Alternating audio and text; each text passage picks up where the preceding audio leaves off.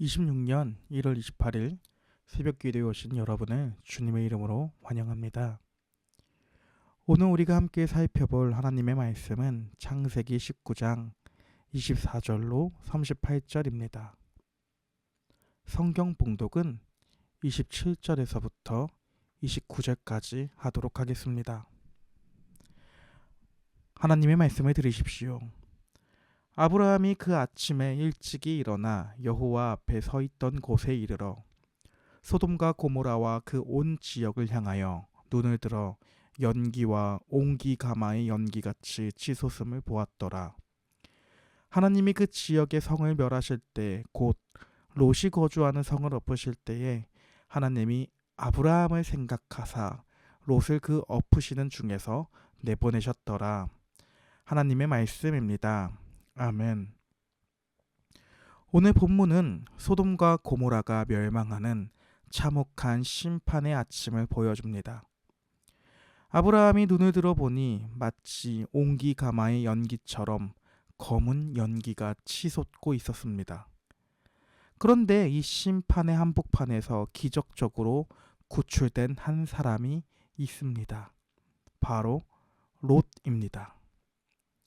그렇다면 여러분, 롯은 구원받을 만한 자격이 있어서 소돔과 고모라 땅에서 살아나게 된 것일까요? 창세기 19장 전체를 보면 롯의 모습은 그저 실망만 가져다 줍니다. 16절에 나와 있듯 그는 천사들이 급하게 이곳을 나가야 된다라는 것을 경고함에도 그는 떠나기를 지체합니다. 결국 세상에 대한 미련을 버리지 못한 것입니다. 그렇게 은혜로 소돔에서 탈출한 직후에, 즉 구원받은 이후의 모습은 더욱더 처참합니다. 19장 후반부를 보면 그는 두려움에 사로잡혀 산으로 도망가고 그곳에서 술에 취해 딸들과 씻을 수 없는 폐륜적인 죄를 저지릅니다. 이것이 롯의 실체입니다. 소돔의 문화에 젖어 영적인 분별력을 잃었고 스스로의 힘으로는 결코 의인이라 불릴 수 없는 죄만 가득 찬 죄인의 모습만을 보여줍니다. 그러나 베드로후서 2장 7절은 놀랍게도 롯을 의인이라고 부르고 있습니다. 제가 이 본문을 읽어드리겠습니다. 무법한 자들의 음란한 행실로 말미암아 고통당하는 의로운 롯을 건지셨으니.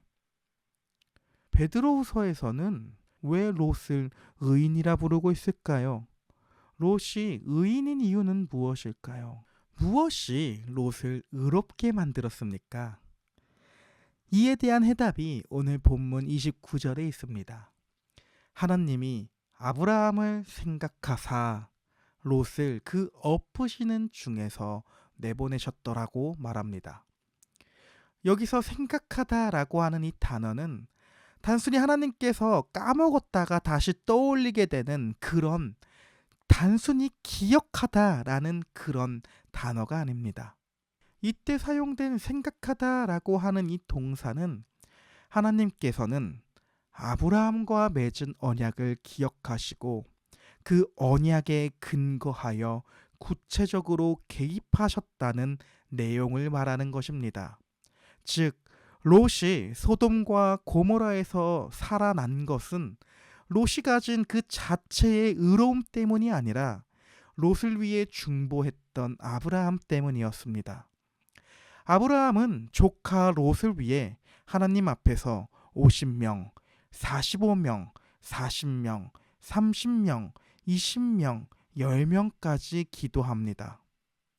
그리고 하나님께서는 친구 아브라함의 얼굴을 보시고 진노 중에 롯을 건져내시는 것입니다. 사랑하는 성도 여러분, 하나님을 향해서 중보 기도를 하고 있는 아브라함의 모습에서 우리는 누구를 볼 수 있을까요? 바로 우리 주 예수 그리스도를 발견합니다. 우리는 사실 롯과 같은 존재입니다. 우리는 롯과 다를 바가 없습니다. 때로는 세상에 미련을 두고 지체하며 또한 예수 그리스도의 피로 인해 구원을 받았지만 그 구원 이후에도 여전히 죄로 인해 넘어지는 연약한 존재들이 바로 우리입니다. 우리의 행위만 보면 하나님의 심판을 피할 길이 없습니다. 그러나 하나님께서는 우리를 심판하지 않으시고 구원하십니다. 그 이유는 단 하나입니다. 바로 하나님 보좌 우편에서 우리를 위해 기도하시는 분, 아브라함의 후손으로 오셨지만 아브라함보다 더 크신 분이신 예수 그리스도가 우리를 위해 지금도 여전히 중보해주고 있기 때문입니다.